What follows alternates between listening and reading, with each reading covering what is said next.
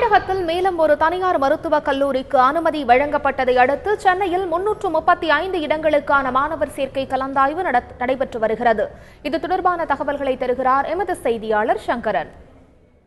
தமிழகத்தில் 12ஆம் வகுப்பு தேர்வு மதிப்பெண் அடிப்படையில் MBBS மற்றும் BDS படிப்புகளுக்கான மாணவர் சேர்க்கை முதல் கட்ட கலந்தாய்வு கடந்த ஜூன் மாத இறுதியிலும், இரண்டாம் கட்ட கலந்தாய்வு கடந்த ஆகஸ்ட் மாத இறுதியிலும் நடந்தது.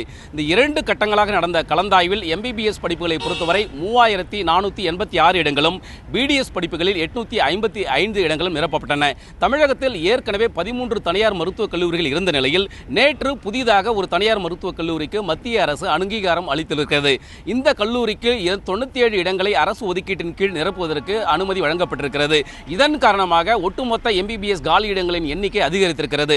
அதாவது ஏற்கனவே காலியாக இருக்கக்கூடிய 64 இடங்கள், புதிய தனியார் மருத்துவக் கல்லூரிக்கு வழங்கப்பட்டிருக்கிற 97 இடங்கள் மற்றும் தனியார் மருத்துவக் கல்லூரிகளில் ஏற்கனவே சீட்டுகளை எடுத்து சேராத மாணவர்கள் மற்றும் தனியார் மருத்துவக் கல்லூரிகள் தாமாக முன்வந்து அவர்கள் வழங்கிய நிர்வாக ஒதுக்கீட்டு இடங்கள் என மொத்தம் 330 இடங்களும், அரசு மருத்துவக் கல்லூரிகளில் காலியாக இருக்கக்கூடிய 5 இடங்களும் என சேர்த்து 335 MBBS இடங்களுக்கான கலந்தாய்வு சென்னை ஓமந்தூரார் அரசினர் தோட்ட வளாகத்தில் தற்போது துவங்கியிருக்கிறது.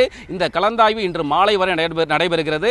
உச்சநீதிமன்ற உத்தரவுப்படி, அதாவது செப்டம்பர் 30ஆம் தேதிக்கு பிறகு கலந்தாய்வு நடத்த முடியாது என்பதால் இன்று நடக்கக்கூடிய கலந்தாய்வு இறுதியான கலந்தாய்வு என அதிகாரிகள் அறிவித்திருக்கிறார்கள். எனவே இன்றைய கலந்தாய்வுக்கு கட் ஆஃப் மதிப்பெண் அதிகபட்சம் முதல் கீழ்நிலையில் உள்ள மாணவர்கள் வரை அனைவரும் அழைக்கப்பட்டிருக்கிறார்கள். மாநிலம் முழுவதிலும் இருந்து 800க்கும் அதிகமான மாணவர்கள் இன்றைய கலந்தாய்வில் பங்கேற்றிருக்கிறார்கள்.